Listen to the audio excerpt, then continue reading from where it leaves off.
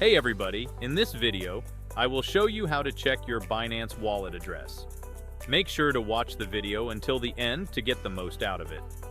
So, open your mobile Binance account, click on Wallets in the top right corner, and click on it.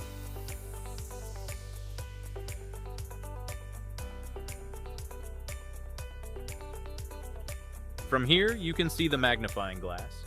Click on it and search for BTC.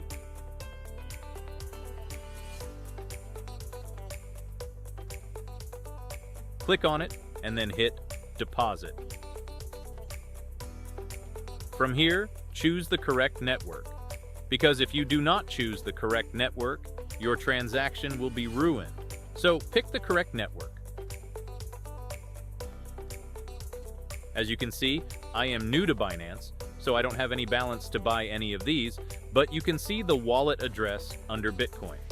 So that is it for this video. Please leave a like and subscribe to the channel for more tutorials like this. Thanks for watching. Goodbye.